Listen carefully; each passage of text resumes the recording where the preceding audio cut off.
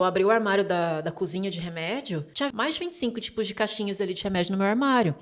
Eu olhava aquilo e falei assim, gente, se o único momento do dia, que é quando eu tô dormindo, só nesse momento eu não tô sofrendo, eu quero dormir pra sempre.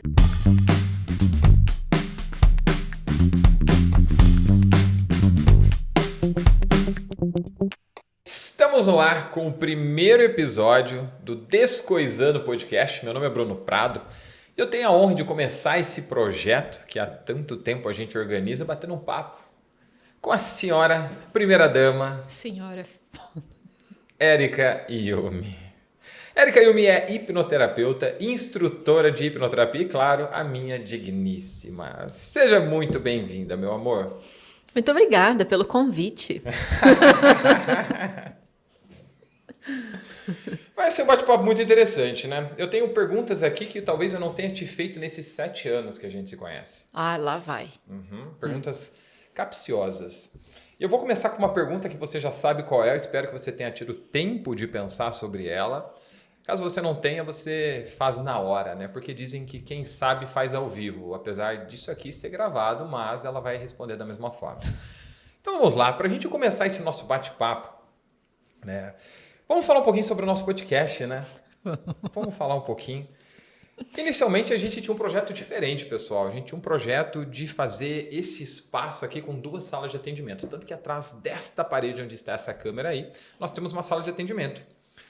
Aí no final das contas a gente acabou pensando, como a gente atende muito online, como a gente está com outros projetos de ficar cada vez mais focado nessa parte de trabalhar atendendo pessoas em outras partes do Brasil, em outras partes do globo, a gente achou mais interessante ter uma sala só. Aí ficou o dilema, o que a gente faz com a segunda sala? Não é verdade? É verdade. É isso que é feita a vontade do Bruno. Não foi bem assim. Eu tive uma influência do Leonardo Augusto, que falou, por que você não faz um podcast? Eu falei, caramba, não tinha pensado sobre isso. Mas acho que seria interessante se a gente fizesse um podcast. Porque o que eu faço de melhor é bater papo com as pessoas. Ah, né? isso é verdade. Isso é verdade. Então eu falei, então vamos fazer um podcast. E a gente tinha uma perspectiva, vai ser tranquilo, a gente põe uma câmera aqui, um celular ali, um microfoninho de lapela e faz o negócio acontecer, né? Eis que daí o meu amigo Guilherme Cardoso vem para São Paulo e fala, cara, tô indo comprar uma câmera XYZ e tal. Eu falei, traz uma para mim também, aproveita, tá num preço legal. Aí, ó, já começou a bateção de papo já. Aí começou. Aí compra uma câmera e daqui a pouco eu fico, cara, mas eu vi que comprar uma pecinha tal ali vai ser interessante. E se a gente não tiver alguém para ficar ali nos bastidores para gravar pra gente? Então a gente precisa ter um outro equipamento que faça isso sem que eu precise de alguém cuidando o tempo inteiro. Alguém que eu só aperte o REC e deixe o negócio acontecendo. Não é verdade? É verdade. É isso que Aí, aí... no final das contas, a gente acabou comprando o microfone, comprou outras câmeras, comprou o gravador, comprou tudo. E cá estamos nós estreando o nosso primeiro podcast. Exatamente. E vamos lá, de forma mais objetiva, para falar, né, sobre você hoje. Não é sobre o nosso podcast. Eu quero que você me diga algo que você nunca me disse em relação a essa pergunta que eu vou te fazer. Pode rir, tudo bem, tudo bem.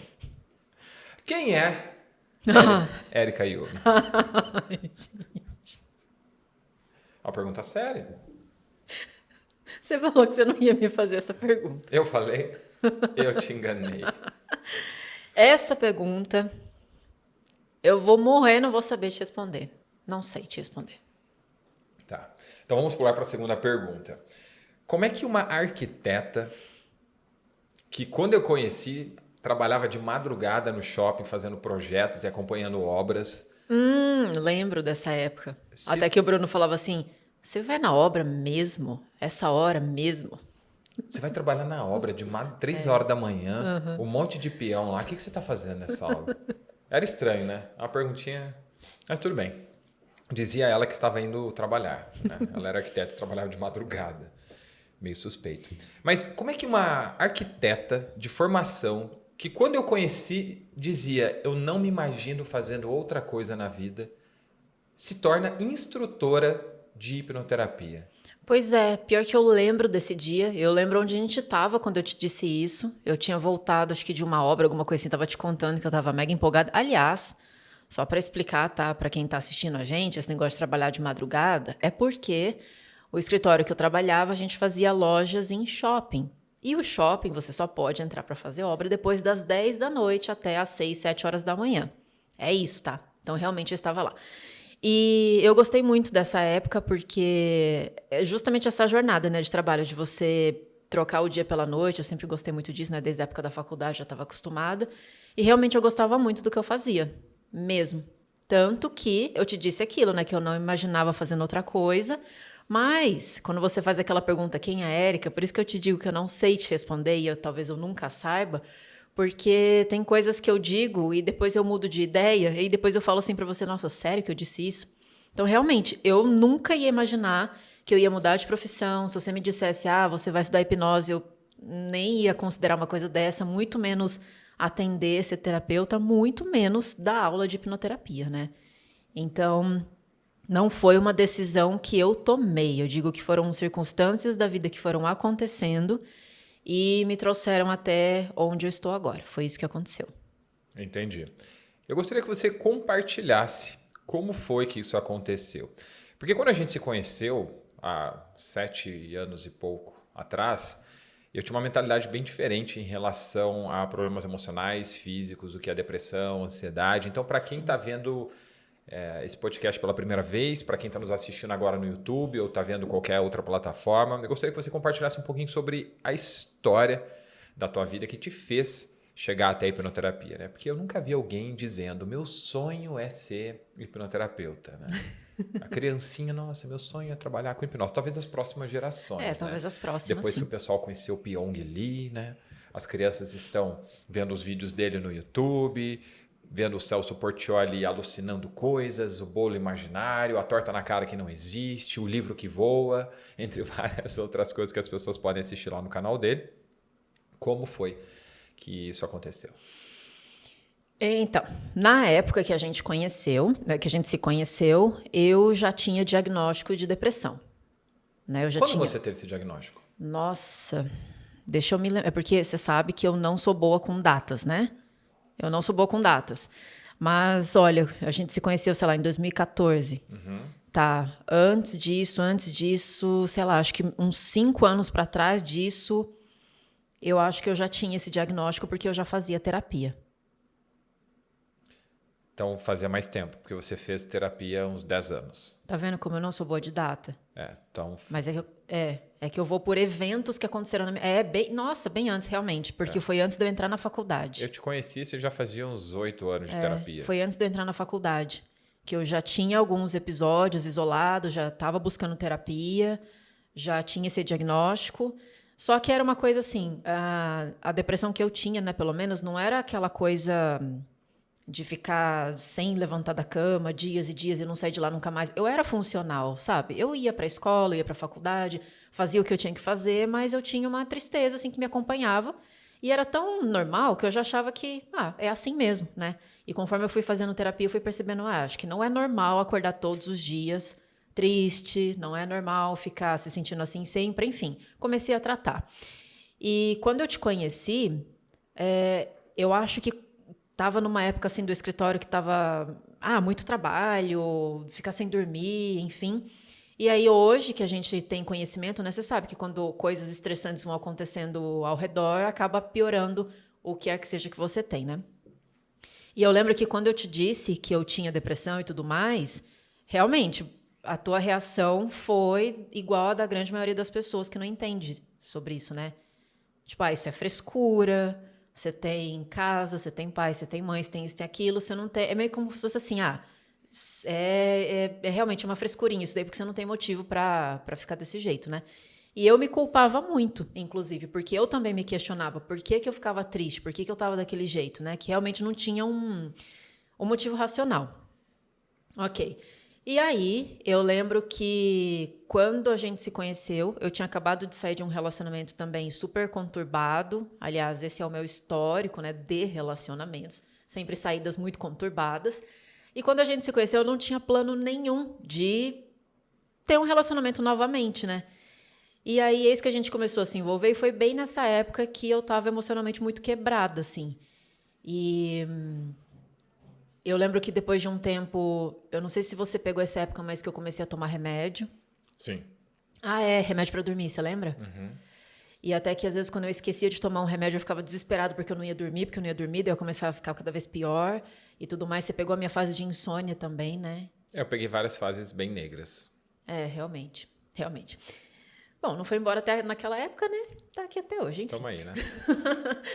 E para mim foi muito desafiador, porque eu não queria que os meus pais ficassem tão a par do que eu estava passando. Tipo assim, já sou velha, né? Ficar dando trabalho para meus pais. Meus amigos não eram todos que entendiam. Inclusive no trabalho também não era uma situação que estava me ajudando. Você também não tinha essa mentalidade que você tem hoje. Então meio que eu fiquei sem suporte, né? E indo nas terapias, aquilo me frustrou muito, porque apesar de ter me ajudado muito como pessoa, autoconhecimento e tudo mais, o meu objetivo sempre foi não ter mais depressão. E esse objetivo eu nunca consegui nas terapias que eu tentei fazer. Até que uma das terapeutas me demitiu. Quanto tempo você ficou com ela? Essa acho que já foi a segunda ou a terceira, que eu estava numa outra tentativa.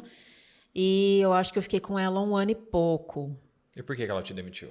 Porque ela disse, Érica, se tudo que eu te falo você já sabe. Porque ela falava coisas assim, mas você entende que você já teve uma ótima oportunidade de ter a família que você tem? Eu sei. Mas você entende que os seus pais não fizeram aquilo porque eles queriam? Sim, eu sei. Mas você entende que você tem que procurar ficar feliz? Eu sei. Então, assim, ela me falava coisas, eu ficava desesperado, que eu falava, não, eu sei. A psicóloga te dizia as coisas que as pessoas leigas dizem. Mas como, Érica?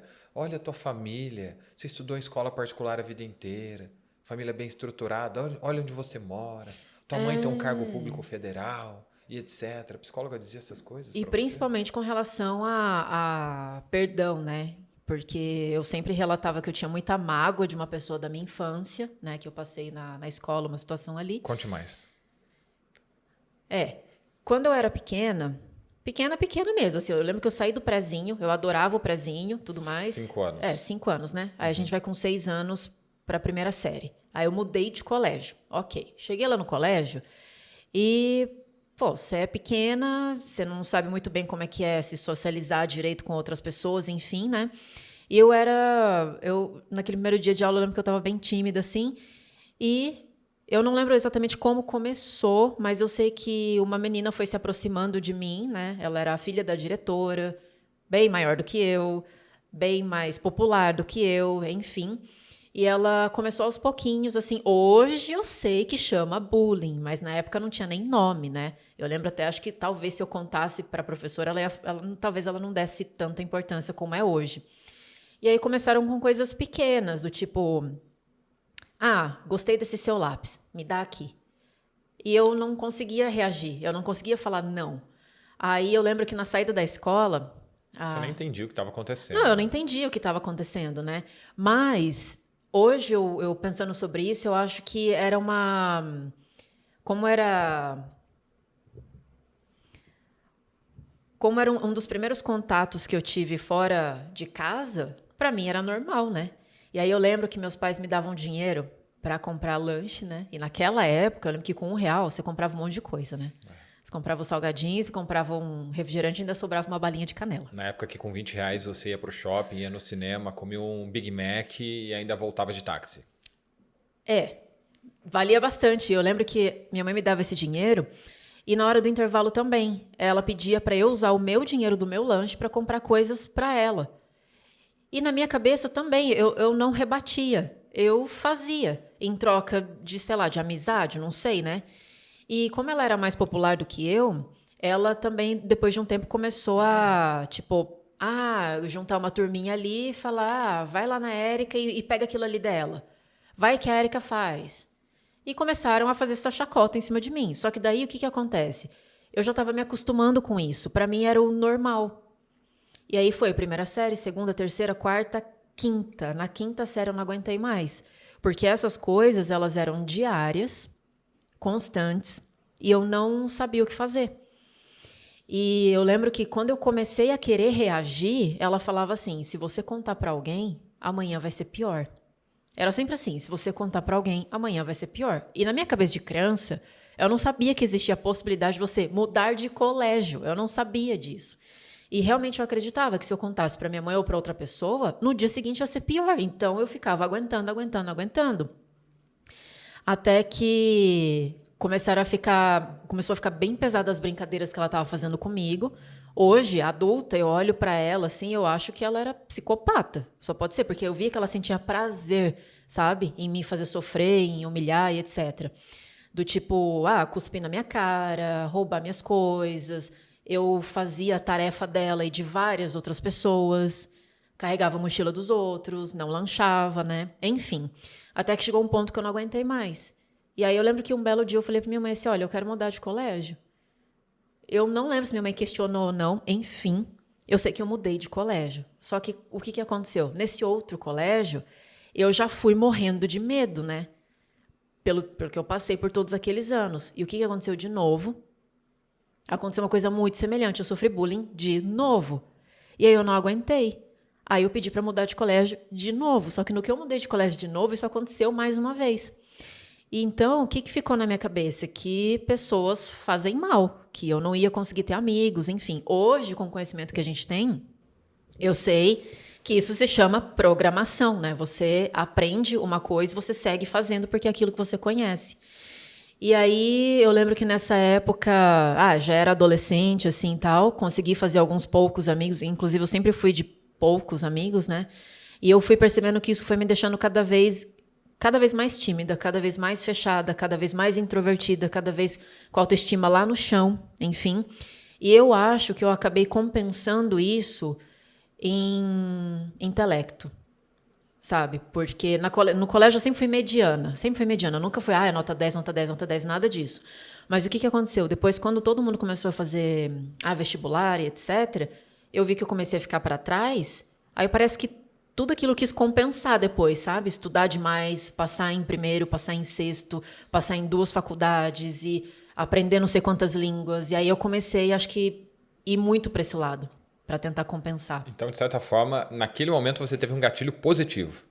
Eu peguei uma coisa ruim para fazer uma coisa boa, né? A gente fala dentro da hipnoterapia, do copo cheio, a gota d'água, que é quando você está com um copinho cheio de informações que você recebeu durante a sua vida, que reforçaram um padrão negativo. Aí, às vezes, acontece algo que nem é tão grande e, de repente, você começa a ter problemas físicos, emocionais, etc. E a gente pode perceber que isso acontece do lado positivo também, né? Porque você trouxe uma coisa ruim que aconteceu a sua vida inteira, se sentindo pequena, inferior, desvalorizada. E, ao mesmo tempo que isso aconteceu contigo, você conseguiu se destacar no vestibular, só que você já fazia a tarefa das crianças, você já estudava 2 vezes, porque você tinha que fazer uma coisa para você, tinha que fazer uma coisa para outra. Então, querendo ou não, obrigatoriamente ou não, você acabava reforçando a matéria, não é verdade? Acabou acontecendo, né? Sem ter essa intenção, mas acabou acontecendo. Sim. E outra coisa também que eu acho que ficou muito claro para mim depois é porque eu sempre tive muitas habilidades assim com desenho, né? Eu sempre desenhei muito bem. E aí eu percebi que quanto mais eu tinha, por exemplo, a época de apresentar trabalho, lembra, com cartolina, Páscoa, sei lá, que você tinha que fazer essas cartolinas e expor. Todo mundo queria que eu fizesse. Então eu comecei a aprender isso também, que as pessoas só chegam perto de mim por causa das minhas habilidades. Porque a Erika sabe desenhar, vai que a Erika faz. Então, é complicado isso, né? Porque as minhas primeiras informações de como fazer amigos, o que as pessoas querem de mim, o que acontece quando eu estou perto de pessoas, é sempre assim, elas sempre vão se aproveitar de você. Uhum. Né? E se você não fizer o que elas estão te pedindo, alguma coisa ruim vai acontecer. E isso, olha só como liga as coisas, né? Que eu falei que o meu histórico de relacionamento sempre foi muito ruim. Aí, como que quer que uma pessoa dessa cresça e tenha informação depois de vida amorosa saudável, sabe? Porque olha a cabeça da pessoa já, né? Então, não é à toa que depois eu cresci e comecei a desenvolver várias coisas. Hoje eu entendo. Porque pensa, na época que a gente se conheceu, eu ainda não tinha esse conhecimento de tudo que aconteceu lá atrás, poderia ter me afetado. Eu estava vendo só o momento presente, né? Hoje fica muito claro. Eu falei, gente, uma pessoa teve uma infância dessa, não podia ser um adulto funcional. Ter um relacionamento saudável, né? Nem um adulto funcional mesmo, Sim, sabe? entendendo que a mente não tem gavetinha, você não separa em compartimentos trabalho, família, relacionamento, dinheiro. Você traz tudo aquilo que você aprendeu e passa para todas as áreas da sua vida também. Exatamente. Aí é isso que vai acontecendo, né? É isso que a gente faz hoje, né? Tanto você vê uma pessoa que hoje, no momento atual, tá assim, ela não entende por quê, mas se você olhar todo o histórico, fica muito nítido, né? Faz sentido. E aí, o que aconteceu? Eu lembro que daí teve uma época que a gente se separou, né? E na época que a gente se separou, aconteceu tudo junto. A gente terminou, aí o meu escritório também já não estava muito legal, a minha sociedade, o pessoal ali também. Eu acredito muito que a minha doença também impactou o local. E aí a minha saúde também já não estava boa, porque eu tinha insônia, já tinha desenvolvido também pânico, ansiedade, várias outras coisas. Então meio que caiu tudo junto, né? Aí foi o momento em que eu estava ainda buscando outros tratamentos, eu tentei várias coisas, tudo que aparecia eu ia fazendo. Se alguém falasse assim, olha, Eric, eu fiz tal coisa e foi bom, eu ia. Tenta tal coisa, eu ia. Então eu sempre fui muito buscadora, sempre, porque eu não me conformava que eu ia morrer daquele jeito, né? Falei, bom, um raciocínio que eu tinha era o seguinte, eu tinha vontade de me matar? Tinha. Só que isso também é uma coisa que as pessoas taxam muito como outra frescura, só que assim, eu pensava, pô, eu tomo remédio para dormir porque eu não durmo à noite, aí de dia eu fico imprestável, então eu tenho que tomar outro remédio para ficar desperta. Aí o meu antidepressivo também mexe com a minha ansiedade, mas dependendo do ansiolítico, ele também deprime. Era uma beleza, sabe? Enfim, aquela fase de adaptação com remédio também é super complicada, eu não me adaptava muito bem, e a troca de remédio também é super frustrante. Érica, vamos Tomou tentar mais de de 20 novo. tipos, né? Eu lembro uma vez que eu abri o armário da cozinha de remédio e contando as tentativas, né? Porque você fica um período ali para ver como que você se adapta, ajusta a dose. Não, vamos trocar a fórmula, depois troca de psiquiatra e de novo. Tinha 25, mais de 25 tipos de caixinhas ali de remédio no meu armário. Eu olhava aquilo e falei assim, gente, olha, se o único momento do dia, que é quando eu tô dormindo, só nesse momento eu não tô sofrendo, eu quero dormir para sempre, né? É por isso que eu falo que as pessoas que têm depressão, elas querem se matar, porque, meu, não dá mais, sabe? E as pessoas falam assim, mas é pecado. Eu falo, cara, e a vida que eu tô tendo é o quê? Você acha que eu tô assim porque eu quero? Não é uma escolha, sabe? Fui lá no mercado, olhei na prateleira, depressão, vamos levar. Vamos ver como é que é. Óbvio que não, né? E aí eu fazia eu tinha uma coisa assim na minha mente, né? Eu falei, bom, o japonês vive muito, né? Muito mesmo, tá. Tá, eu falei, beleza. Na época o quê? Eu tava com 30, alguma coisa assim. Quase meus 30. Principalmente mulher, né? O Dichan tende a morrer primeiro, né? Sempre assim. Minha avó tá, acho que com 90 tá firme e forte, tá melhor que a gente. Pois é. Aí eu ficava pensando aqui, eu falei, beleza, então eu tenho uns 60 anos pela frente. E vai ser assim? Porque eu tinha também recebido um diagnóstico de um médico falando, olha, pelo histórico todo que você tem, etc. e tudo mais, eu acho que você vai ter que tomar remédio pro resto da sua vida. Bacana. Aí eu, massa, né? Eu falei, gente, aí outra, né? Vai piorando, por quê? A minha família tinha crença espírita, né? E eles falam o quê? Que se você se matar, é pior depois. Aí ficou fácil então, né? Porque eu tô aqui e não tá bom. Eu tomo remédio, não me adapto. Eu não posso morrer. E outra coisa também, eu não tinha coragem, né? Eu não tinha coragem por N motivos. Porque assim, vai que eu tento e eu não morro. Aí fica pior. E eu fico no meio termo. É igual aquela pessoa, pula do prédio para tentar se matar, aí vai lá e faz uma idiotice de pular do quarto andar, quinto andar. E não morre. E aí não fica morre. toda arrebentada, dando trabalho ainda depois. Exato, eu pensei nisso. Isso, eu não tenho coragem. Terceiro, e se realmente for verdade que depois é pior? Falei, legal, bacana. Falei, então eu vou fazer o quê, né?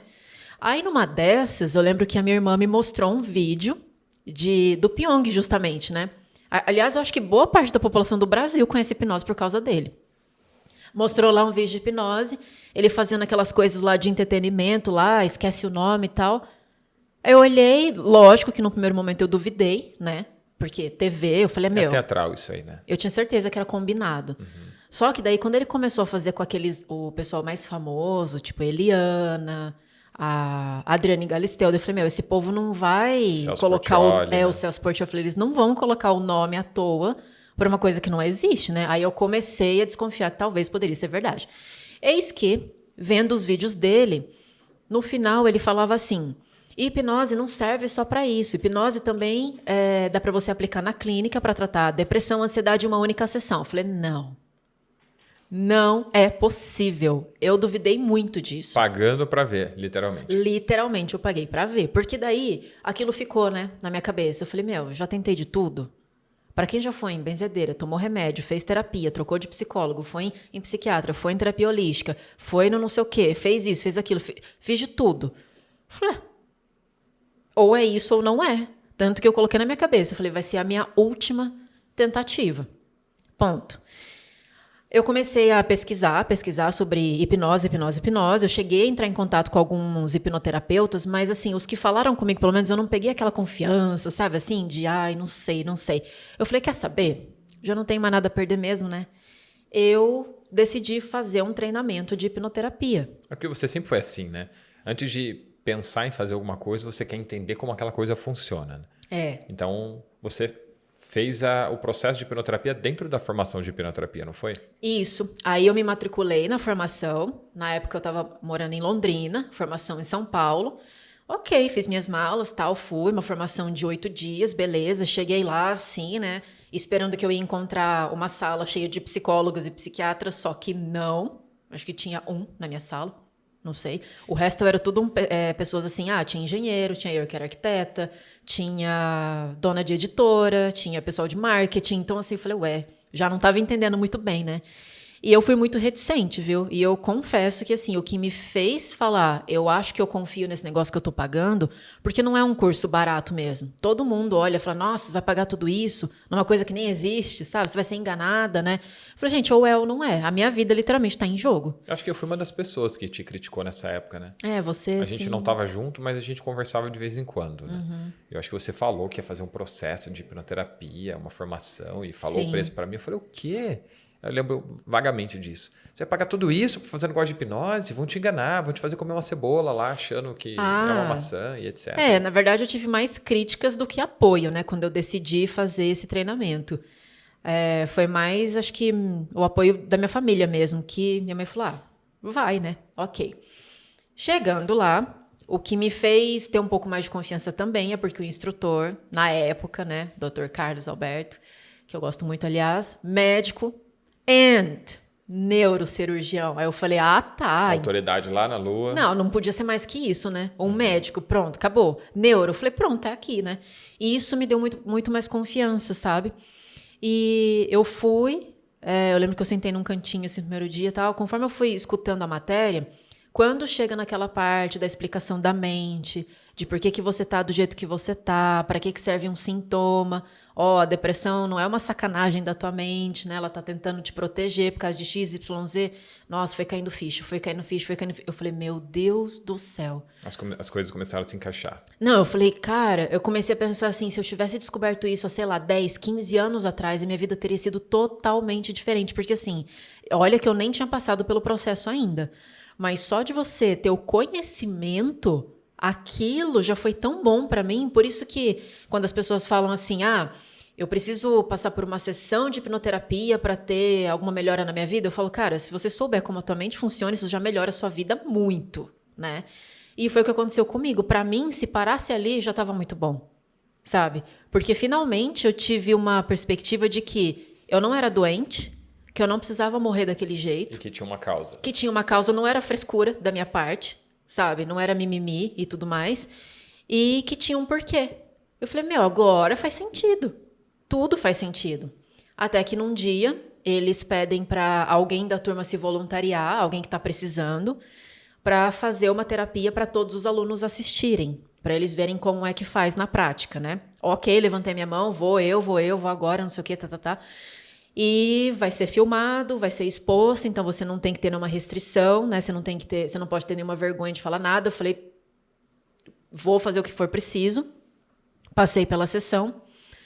Óbvio que a hora que liga a câmera e tá todo mundo te olhando, eu fiquei meio assim, ai meu Deus, né? Mas depois que você embarca... para quem estava acostumado a fazer uma terapia numa sala com um psicólogo fechado, né, de forma individual, de repente expor a sua vida na frente de uma turma de mais de 20 pessoas deve ser uma coisa estranha. No começo, assim, eu fiquei bem desconfortável, né? Mas aí eu foquei no que eu precisava resolver e eu dei trabalho nessa terapia. Eu lembro que eu dei trabalho, Porque o que acontece? As pessoas acham que você entra em hipnose e você perde a noção, né? Você perde a consciência. Não, você fica consciente o tempo inteiro. E quando a gente chegou justamente naquela questão do bullying que eu tinha passado quando eu era pequena, inclusive, eu carregava uma raiva, um rancor, um ódio daquela menina que fez aquilo comigo por mais de 20 anos da minha vida. Porque assim, quanto mais eu ia fazendo as outras terapias, mais eu ia tomando consciência que aquilo tinha me feito mal. Porque às vezes você tá com aquele problema, e eu lembro uma vez que uma terapeuta falou assim pra mim: nossa, olha o impacto que isso teve na sua vida. Aí eu falei: nossa, olha o impacto que isso teve na minha vida. Aí parece que foi crescendo, sabe? Sugestão aceita. Parece que foi crescendo, parece que eu fui me tornando consciente do quanto aquilo era pesado pra mim, mas eu não tinha ferramenta pra resolver. Porque qual que era o detalhe? Pra mim, tá? Na terapia tradicional. Érica, você tem que perdoar. Eu sei. Érica, já passou. Você tem que deixar pra trás. Eu sei também. Mas cadê o botão que aperta, que faz isso? Porque só eu sei, eu não conseguia fazer. E essa era a minha grande frustração. E aí, o grande diferencial quando eu fui fazer a sessão de hipnoterapia é porque você está emocionalmente envolvido naquilo ali. E ele falou assim pra mim: agora eu quero que você se coloque no lugar dessa menina. Eu nunca tinha pensado nisso. Mas nunca, assim, foi uma quebra de padrão gigantesca pra mim, porque eu só pensava no meu lado. Olha o que ela fez comigo. Só que depois de tudo que você aprende lá no curso, pra você ser assim, você passou por alguma coisa, né? Então, pra ela ter feito aquilo comigo, ela deve ter passado alguma coisa também. Porque a menina era o capeta, viu? Sério. O ser humano não nasce ruim, né? Quando você vê uma criança pequenininha batendo numa outra, você já pode começar a querer entender que aquilo veio de algum lugar. Eu lembro uma vez que eu fui numa churrascaria com o pessoal do banco numa confraternização e a gente estava saindo assim para pagar a conta e tinha uma casinha pequenininha no canto com uma piscina de bolinha, bem pequenininha mesmo, metade dessa mesa aqui assim. Aí nisso tinha um menininho lá dentro, aí entrou um outro menininho, eles estavam brincando lá nessas bolinhas, e de repente chega um outro menininho um pouquinho menor. No que chega aquele menininho, aquele rapazinho que estava do lado de dentro falou: sai daqui, agora. Eu não entendi o que estava acontecendo e o menininho tentou entrar. No que ele tentou entrar, o menininho que estava do lado de dentro, ele chutou ele, empurrou ele com o pé para fora da casinha. Ele falou: aqui é o clube dos populares, você não é popular, sai daqui agora. Eu falei: caramba! Quem foi o bendito pai que criou esse demôniozinho tão pequenininho desse jeito? Um menininho prepotente e arrogante que devia ter, sei lá, 5, 6 anos de idade, tratando um menininho que ele tinha acabado de conhecer daquela forma. Aí você já entende, né? Como é que é o pai, como é que é a mãe, onde foi que ele aprendeu a ser daquele jeito. Só que eu acho que todo mundo tem um pouco de noção disso, mas profundidade de como acontece, a maioria das pessoas não tem, né? Que é o que eu não tinha. Então, quando ele falou: olha, no 3, eu quero que você se coloque no lugar dela. 1, 2, 3, você é ela agora. Aí, tipo, imagina que você tá olhando pra Érica agora na sua frente. Eu falei: gente, eu nunca pensei nisso. Como assim, né? E aí, o tal do perdão, né? Tanto que as pessoas acham que na hora da hipnoterapia vai aparecer uma coisa... Nossa, nunca pensei nisso, meu Deus. Mas não. Na minha sessão apareceu tudo que eu passei na minha infância, né? Tudo que ela fazia comigo, etc. Questões com os meus pais também apareceram, enfim. E aí, na hora que ele me colocou na frente dela, ele falou: agora, se você quiser melhorar, você vai ter que perdoar ela. Eu resisti. Porque eu ainda tinha aquela crença de que perdão é um favor que você está fazendo para outra pessoa. Tipo assim, ela não merece isso, sabe? Na verdade, eu falei assim: eu quero que ela morra. Eu falava, né? Ela não merece isso de mim. Só que depois que você entende que... Ele falou: Érica, essa pessoa já é uma mulher, né? Tá vivendo a vida dela. Às vezes nem lembra que você existe. Provável. Né? E você tá aqui, carregando ela nas suas costas, sabe? Solta ela, para com isso, né? O que ela não deve ter passado para ela descontar tudo aquilo em você, enfim. Aí eu consegui o tal do perdão. Que não é um favor... Eu não preciso aceitar, não preciso gostar do que ela está fazendo comigo. Eu só entendi que ela aprendeu aquilo em algum lugar e eu não vou mais ficar carregando esse monte de lixo em cima de mim. Pronto, acabou. Fim. Você entendeu que o perdão, no final das contas, não era para ela. É. O perdão era para você em relação a ela. Era para você libertar aquele peso que por tanto tempo você carregou, te prejudicando, te adoecendo em relação àquela guria que tocou a vida dela sem problema algum, sem entender e sem lembrar daquilo que ela tinha feito. Sim, e quando você fala de que o perdão é pra gente, Era, inclusive, literal no meu caso, porque conforme eu fui crescendo e fui tomando consciência do quanto aquilo tinha me impactado, eu comecei a me culpar. Eu falava assim, Érica, você é idiota, por que você não contou pra sua mãe? Por que não teve um dia que você não chamou teu pai lá? Por que você não falou pra professora? Aí aquilo começou a me martirizar. Tipo assim, meu, você é burra, você é idiota. Olha só como é que tá a sua vida agora por causa daquela merda que aconteceu. Então, eu me culpava muito, sabe? Mesmo. Então, esse auto-perdão também foi muito importante, porque quando eu falei isso pra ele na sessão, ele falou, agora eu quero que você imagine a Érica de 5 aninhos na sua frente. Ela tem condição de fazer diferente? Ela sabia que dava pra contar pra mãe dela? Ela sabia, então por que você tá fazendo isso, sabe? Aquilo me quebrou, assim. Eu vi o quanto eu tava sendo cruel comigo mesma, né? E foi o que me ajudou. Então eu falo assim, cara, depois daquele dia, obviamente que não foi abra os olhos e sua vida tá completamente transformada, né? É um processo. Mas conforme os dias foram passando, eu fui sentindo mais alívio, mais leveza, mais tranquila, né? Até que depois eu acredito muito, né? Que eu fui virando finalmente um adulto funcional depois disso. Em relação a essa culpa que você falou, terapeuticamente, é interessante entender o que ela gera na vida de uma pessoa, né? Nossa. Porque uma pessoa que se sente culpada é como se ela tivesse feito algo de ruim. E além de ter passado tudo que você passou na mão daquela menina, você ainda trouxe culpa de ter pensado que podia ter feito de uma forma diferente. E é interessante o negócio da culpa, porque ela te gera uma sensação de impotência, de desvalorização. Né? Uma pessoa culpada não se sente valorizada, uma pessoa culpada não se sente merecedora. Mais uma vez, reforçando que a mente não tem compartimentos, você joga essa falta de merecimento dentro Pra de uma tudo. caixinha única. Então você não se sente merecedora dentro do teu relacionamento. Aí a gente pode até entender por que você teve relacionamentos tão ruins. Aí você começa a puxar profissionalmente, por mais que você tenha se destacado, você nunca chegou da forma como você gostaria, do jeito que você gostaria também, não é verdade? Sim, sim. E em relação à tua família também, né? Que hoje, óbvio, a tua relação é muito diferente, muito melhor do que foi naquela época. Apesar de vocês nunca terem tido tantos problemas, como você já comentou comigo, você não tinha essa liberdade, né, que você tem de conversar com seus pais sobre tudo, em relação às coisas que você viveu, com tranquilidade. Então, esse negócio da culpa ele é muito mais amplo. Né? Nossa, então, para demais. quem está assistindo a gente agora ou está ouvindo a gente em alguma plataforma, você que carrega uma culpa por algo que você viveu, é importante entender que essa culpa pode estar atrapalhando você em todas as áreas da sua vida sem que você entenda. Você pode estar passando por um problema financeiro, você pode estar passando por um problema dentro do teu relacionamento, dentro da tua família, simplesmente porque algo aconteceu contigo e o fato de você justificar acreditando que tinha uma forma diferente de lidar com aquilo e na verdade você não tinha, porque você só fez aquilo que você sabia com as ferramentas que você tinha. Sim. É muito parecido, por exemplo, quando a pessoa sofre algum tipo de abuso, né? Ela se culpa. O que eu fiz para isso acontecer? Será que eu fiz alguma coisa de errado? Será que eu poderia ter feito isso? E se eu tivesse? E se eu tivesse? Gente, isso mata a pessoa, sabe? Culpa realmente é muito pesado. Eu atendi uma mulher que ela foi estuprada há uns 10 anos atrás.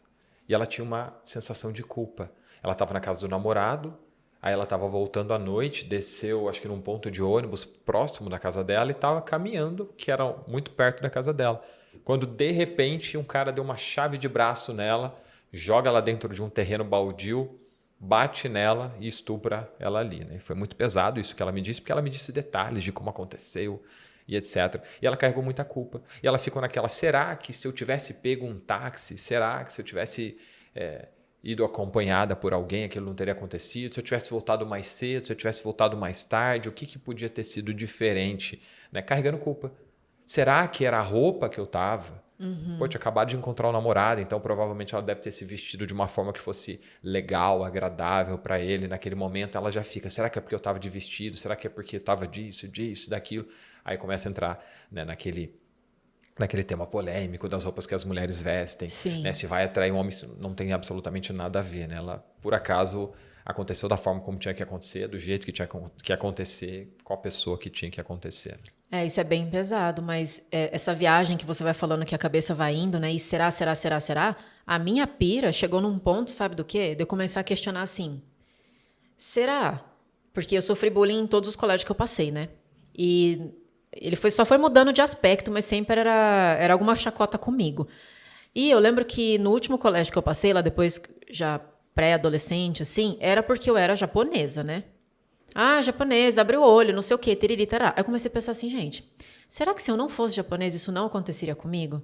Se eu fosse loirinha do olho azul, isso não teria acontecido comigo? Aí eu comecei a voltar mais ainda. Será? Então, quando eu entrei na primeira série, porque japonesa é mais quietinha, aí todo mundo quer mais assim, sabe? Porque bulinador sabe com quem pode bulinar, né? Ah, vamos naquele? Será que se eu não... Aí eu comecei a ficar com raiva de ser japonesa, inclusive. Mas isso você trouxe muito tempo da tua vida, né? Muito. Essa aversão à tua...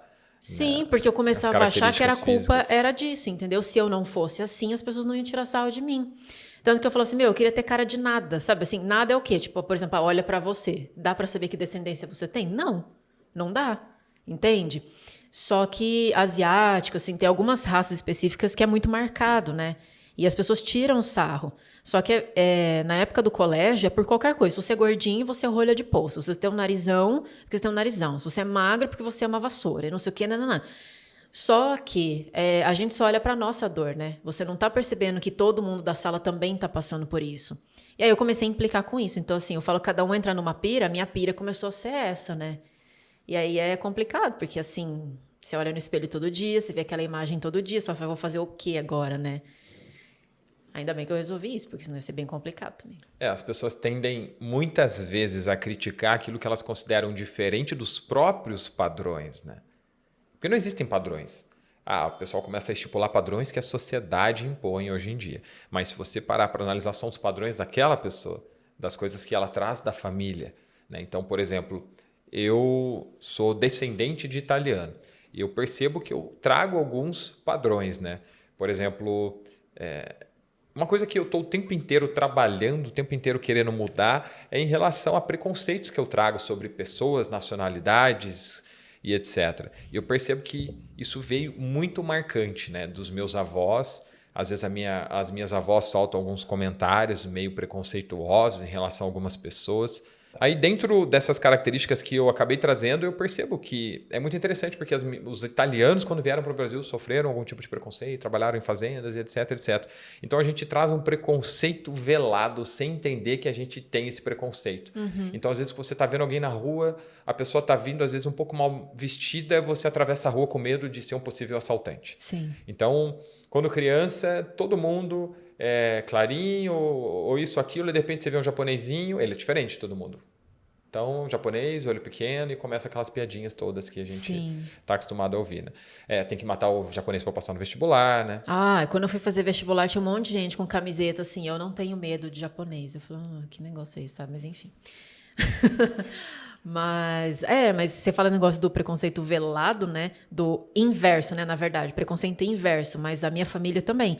Na época das minhas avós, por exemplo, elas não gostavam muito que os meus tios se casassem ou se relacionassem com brasileiros. Então vem dos dois lados, né? Eu acho que as etnias elas são assim, não sei. E aí eu lembro também que as minhas avós elas tratavam diferente os meus amigos descendentes e os meus amigos brasileiros. Então eu acho que vem dos dois lados, sabe? Só que quando é com você, você não olha para os outros, né? Uhum. Mas tem essa questão, sim. Legal. Aí você fez o processo de hipnoterapia na formação, teve acesso a todas essas informações, a todo esse conhecimento que até então você não tinha noção, que falou que até ali você já podia ter terminado sem concluir a formação, só por entender que você não tinha culpa de nada, que tudo aquilo aconteceu pelo fato de você ter vivenciado aquelas coisas, ou seja, foi enchendo um copinho até que transbordou e teve a depressão. E dentro da hipnoterapia você virou essa chave. Como é que foi pós-hipnoterapia para você? Pós-hipnoterapia. Bom, pós-hipnoterapia foi um processo, como eu disse para você, não é do dia para a noite que foi comigo, né? Foi cada dia, eu fui me sentindo um pouquinho melhor, menos com aquele peso, enfim. É o famoso hipnoterapia não é miojo, né? Não é miojo, não é mágica, não é milagre. Não vira pônei também. E aí, o que aconteceu foi que, como eu já estava descontente com a minha profissão, não exatamente com a minha profissão, mas acho que o cenário que eu estava no escritório, que eu estava trabalhando, o clima já não estava muito bom, enfim... eu acho que eu acabei assim, falando, eu acho que não é mais isso que eu quero fazer, mas será que eu vou voltar então? Será que eu vou fazer um negócio só meu? Será que eu vou trabalhar com outra pessoa? Eu tava naquela. Nisso, como você se forma, Independente de você querer ou não exercer, você tem um certificado, você está apto a atender se você quiser, né? Enfim, eu comecei a fazer alguns atendimentos assim, vamos ver qual é que é.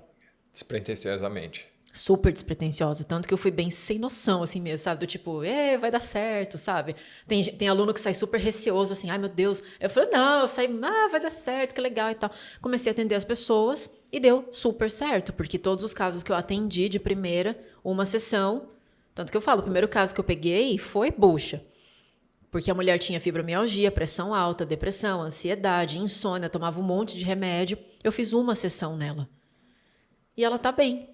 Aí eu falei, nossa, esse negócio funciona mesmo, né? Que legal. Uma mulher que foi, de certa forma, desiludida pela medicina tradicional, porque a fibromialgia é um problema que não tem um diagnóstico, né? Não Porque tem a exatamente pessoa uma começa- explicação, né? De A por pessoa que começa com algumas dores musculares, vai no médico, procura o médico tal, procura o médico tal, procura o médico tal, toma um remedinho aqui, esse aqui, aquele ali, e você percebe que o desconforto não vai embora, a pessoa continua sentindo dores musculares no corpo inteiro. Aí ela Sim. vai no psiquiatra, aí o psiquiatra vai dizer, você tem fibromialgia, que é uma dor emocional, né? É totalmente emocional, pelo que a gente vê, pelo menos, Ou né? melhor, é uma dor física de causa emocional. Sim. E aí, no caso dela também, por conta disso tudo, ela acabou tendo que se afastar do trabalho. Só que ela tinha casa para bancar. E aí, tá vendo como o buraco vai mais embaixo? Por isso que eu falei que o primeiro caso que eu peguei foi bucha, né? E aí eu fiz uma sessão nela, ela ficou super bem, me agradeceu um monte. Eu falei, nossa, o negócio funciona. Comecei a ficar empolgada com isso. Comecei a atender mais um. E aí eu falei, bom, eu tô me sentindo bem com isso que eu tô fazendo, eu tô achando super interessante, eu gosto de entender como a mente funciona, eu sempre gostei, né? E eu comecei a me aprofundar cada vez mais, estudar mais, fazer mais cursos, atender cada vez mais. Quando eu vi, eu já tinha transicionado. E eis que fui fazendo só isso 100% do meu tempo, fui me desenvolvendo cada vez mais. Depois de acho que 1 ano e meio, mais ou menos, de estar fazendo só isso, eu recebi um convite para dar aula numa instituição de hipnoterapia. Fiquei lá até pouco tempo atrás. Então, assim, foi acontecendo, né? Tudo isso.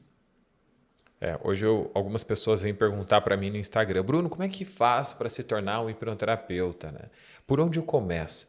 E a primeira coisa que eu digo para essas pessoas é comece tratando você. Comece passando por um processo. Porque qual o motivo de você querer se tornar um hipnoterapeuta? Se a pessoa diz, eu tenho um sonho de ajudar as pessoas, o meu propósito é transformar vidas por aí afora. Aí você já começa a entender que, de repente, existe uma demanda emocional. É muito comum uma pessoa que traz esse padrão e esse comportamento de o tempo inteiro querer ajudar as outras pessoas, na hora que você atende ela num processo terapêutico, você entende que ela traz uma demanda emocional associada a uma culpa também, né? É o famoso todo excesso esconde uma falta. Por que eu preciso tanto ajudar as pessoas? Sim. Não é querer ser egoísta, foda-se as outras pessoas. Não, mas por que eu tenho a necessidade de ajudar as outras pessoas? O que eu estou querendo compensar? Eu passei por um treinamento recente e teve uma situação bem interessante de um rapaz lá que comentou que ele tinha problemas financeiros. Não é que ele devia dinheiro, mas ele não conseguia guardar dinheiro. Ele vivia sempre ali no limite. Então ele tinha dinheiro, ele gastava. Ele tinha dinheiro, ele gastava. E era interessante que até o dinheiro em espécie ele não conseguia reter na mão dele. Ele não tinha dinheiro na carteira. Por exemplo, quando ele viajou de um outro estado aqui para São Paulo para fazer o treinamento, a filha dele foi levá-lo até o aeroporto e no aeroporto ele chegou e tirou todo o dinheiro que ele tinha na carteira e deu na mão dela, sem se lembrar que no treinamento teria uma dinâmica que a gente precisava levar o dinheiro, que era uma dinâmica para entender qual que é a nossa emoção associada ao dinheiro. E nessa dinâmica ele não tinha dinheiro, para começar. Por quê? Porque ele deu todo o dinheiro dele para a filha dele. E nessa dinâmica do dinheiro, que foi muito interessante, ele começou a ter uns insights, né? Porque teve um momento que a gente pegava o dinheiro, dava para uma pessoa e observava o que eu sinto quando eu passo meu dinheiro para frente, quando eu dou meu dinheiro para uma outra pessoa. Aí teve uma outra parte dessa dinâmica, que era você pegar o dinheiro da outra pessoa para você. Como é que você se sente? Aí tem uma outra parte que era você realmente tomar o dinheiro. A pessoa está ali distraída, opa, peguei o dinheiro para mim, guardei. Como é que você se sente? E no final dessa dinâmica, cada um deu suas conclusões, como se sentia em relação a cada parte dela. E ele comentou que ele se sentiu muito mal e teve um insight entendendo que ele nunca tem dinheiro. Aí foram perceber ali, teve uma parte, né, que teve uma dinâmica sistêmica com ele, e ela falou assim, a Bianca, que até vai vir no nosso podcast. a Bianca comentou com ele assim, o que aconteceu lá atrás contigo que você hoje se sente culpado e fica o tempo todo querendo compensar, passando, entregando, dando o seu dinheiro para as outras pessoas? Aí ele trouxe. Ele tem 50 anos. Quando eu tinha 7 anos de idade, o meu pai alcoolizado atropelou um pai e um garotinho na rua, caminhando. E os dois morreram. Aí, a partir daquele momento, teve todo aquele processo, né? Aquela situação toda judicial, a família entrou com ação contra a família dele, contra o pai dele, e ele falou que ele lembra que quando ele era pequenininho, eles tinham um medo o tempo inteiro de perder a casa, vão perder a casa, não vão, porque eles não tinham bens e tinha que vender a casa para pagar, e um rolo danado. Então, aquele homem de 50 anos estava querendo compensar de alguma forma aquilo que aconteceu com o pai dele quando ele tinha 7 anos de idade. Então, a nossa mente o tempo inteiro tenta equilibrar as coisas, né? Me perguntaram numa caixinha hoje em relação a algo do tipo, né? Por que às vezes é tão difícil a nossa mente trabalhar a nosso favor? Por que parece que a nossa mente trabalha contra a gente o tempo todo? Eu falei, a nossa mente não trabalha contra a gente. Pelo contrário, a nossa mente ela trabalha ao nosso favor dentro de padrões de uma mente emocional que não pensa. Porque ela está o tempo inteiro tentando equilibrar tudo aquilo que viveu. Só que para a gente, racionalmente, não faz sentido. Uhum. Sim. Do mesmo jeito, a depressão que eu tinha, não era racional, né? Da mesma forma como você se sentia desvalorizada, impotente, não conseguia lidar com algumas situações no seu dia a dia, na sua vida, relacionamentos, etc. E etc, sim. Uhum. E como é que foi para você depois que você entrou nesse meio de desenvolvimento, assim? Porque eu lembro que quando você começou com os 2 pés no peito e foi com toda a intensidade, um curso atrás do outro, e vai para Belo Horizonte, vai para São Paulo e para isso e para aquilo. Como é que foi? Quando eu encontrei essa galera, né, da mentalidade, eu falo assim, nossa, eu achei minha tribo, sabe? Eu me senti assim. Por quê? Porque desde sempre, eu sempre gostei de autoconhecimento, mas eu não sabia que tinha esse nome. Eu não conseguia ligar as coisas, né? Tanto que quando eu estava no 2º ano de arquitetura, eu cogitei desistir para fazer psicologia. Porque eu sempre gostei de entender por que a gente faz o que a gente faz. Desde novinha eu fazia, sabe, aqueles testes de personalidade. Eu adorava fazer essas coisas, né? Para entender como que eu sou. E aí, quando eu entrei nesse meio, eu comecei a entender tudo sobre isso, sabe? Hipnose, PNL e todas essas ferramentas e todo mundo falando a mesma língua, sabe? E, nossa, eu não sou um ET, então, né? E a gente fala dos sintomas de uma forma mais natural, então você não é doente, né? Então, causas emocionais e tudo isso. Então, por isso que me empolgou muito. E aí eu fui com tudo mesmo, fui estudar tudo. E eu acredito, assim, claro, né? Não sei se vai acontecer de novo o que aconteceu naquela época. Eu não me vejo fazendo outra coisa. Mas, assim, a área que a gente está agora, a área da mentalidade, ainda me interessa muito. Hoje, eu não me vejo fora da área. Não necessariamente na atuação que a gente tem, mas a área da mentalidade ainda me interessa bastante. Dá para dizer que depois que a gente é picado por esse bichinho do autoconhecimento, não tem mais volta. Não dá para desver, né? Não Tanto dá. que, assim, hoje, eu falo que eu tenho uma felicidade, né? Vamos dizer assim, de estar num relacionamento com uma pessoa que fala a mesma língua que eu nesse sentido de mentalidade, né? Porque, por exemplo, eu fico pensando, cara, tá, vai que a gente termina e eu conheço outra pessoa que é totalmente crua nisso. Não vai dar, cara, não vai dar. Haja paciência daí, né? Porque, por exemplo, a gente vai ter um conflito, aí você vai tentar falar para a pessoa, poxa, mas você nunca olhou para isso, né? Relação com teu pai, com a tua mãe. Não tem problema nenhum. Não, eu tô bem, quem tem problema é você. Eu falei, já não Sou ia muito dar. bem resolvido em relação aos meus pais. Tá, mas faz 2 anos que você não fala com eles. É um pouco assim. Eu só não falo mais com a minha mãe, mas tá tudo bem. Mais ou menos assim, não ia dar. Não ia dar mesmo, sabe? Até a roda de amigos, os assuntos, assim, hoje eu não consigo mais sentar numa mesa com pessoas que fica só falando, você viu a roupa daquela menina? Não, porque você viu que fulano traiu fulano. Eu não consigo, sabe? Não dá mais. Igual quando a gente se conheceu, né?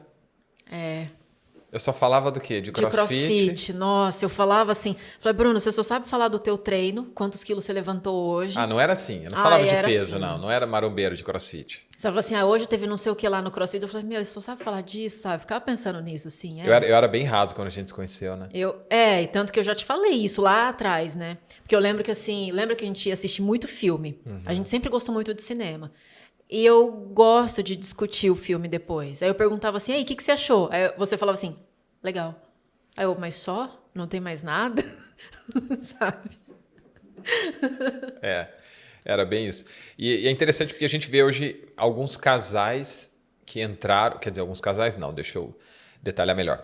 Algumas pessoas que entraram neste meio de desenvolvimento pessoal, no qual apenas uma dessas pessoas, né, ou seja, um dos parceiros neste casal, resolveu se conhecer, resolveu buscar se entender e, por consequência, se resolver. Aí o que acontece? Conflito.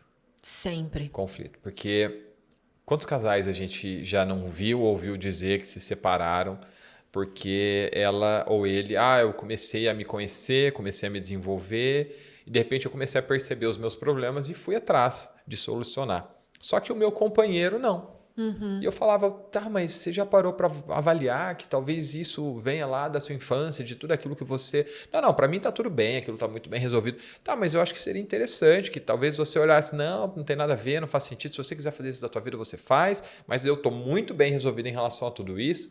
Aí a pessoa se torna muito cética, não olha e as pessoas começam a divergir dentro disso, né? É o famoso jogo dos elásticos que eu sempre digo. O jogo dos elásticos é muito interessante, né? Vou até exemplificar. Eu sou muito didático. O jogo dos elásticos. Imagina que tem um casal e cada um segura numa ponta de um elástico. A partir do momento que uma pessoa começa a se desenvolver, a buscar se conhecer, é como se essa pessoa começasse a subir em relação a esse elástico. E a outra pessoa está aqui embaixo segurando. Aí esse elástico vai sendo tensionado. A partir do momento que esse elástico está bem tensionado, tem uma tendência a acontecer alguma coisa. Ou essa pessoa aqui de baixo vai acompanhar a pessoa de cima do elástico por uma questão de tensão, e é literal, né? É literal. Ou essa pessoa de cima vai voltar para baixo, que eu acho pouco provável que aconteça. Eu vou filosofar agora de novo, porque hoje eu estou gastando, como diria Albert Einstein, uma mente após se expandir nunca mais retoma o estado original. Uau! Aí você vê, porque olha a diferença da pessoa, gente. Gastei, né? Você melhorou muito. Gastei, né? Sério. Até engrossei a voz para falar essa hora. Aí, o que acontece? Essa pessoa não vai voltar para lá. Ela não vai voltar para onde ela veio. Aí, o que vai acontecer? Esse elástico vai se tensionar tanto a ponto de arrebentar. Aí, os casais se separam. Casais, amigos, parentes, isso acontece muito. E assim, realmente, se você tivesse permanecido do jeito que você era e eu estivesse no caminho que eu tô hoje, é uma das certezas que eu tenho, que nós não estaríamos juntos. Ia ser inviável, porque a gente não tá falando de vocês têm que ser iguais. Não, não é isso. Mas é a mentalidade, é a questão do crescimento, de querer melhorar como pessoa, de evoluir, de, sabe? É isso, né? Não é, eu gosto de vôlei, você gosta de futebol, não gosto mais de você. Não é assim, né? Seria inviável. Tanto que eu falo, cara, se eu tivesse o conhecimento que eu tenho hoje, lá atrás, antes de encontrar qualquer pessoa para se relacionar, eu já ia fazer uma entrevista, entendeu? Você conheceu a pessoa numa rede social, aí você sai para se encontrar com ela, acha legal, bacana, aí depois você manda para ela um Google Forms. Isso. Com várias questões. Como é a relação com seu pai?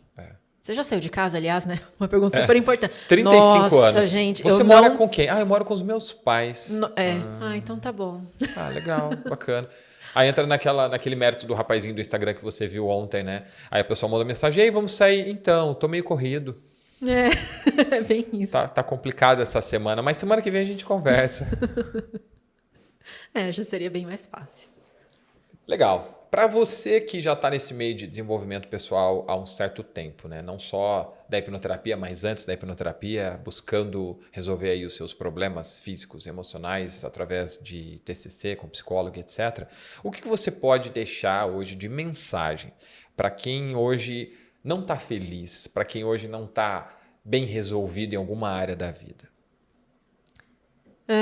Eu diria o seguinte: ou você busca alguma coisa que faça sentido para você para te ajudar, ou não é você ficar parado que as coisas vão mudar sozinhas. É aquela velha pergunta que a gente sempre faz para os nossos clientes, né?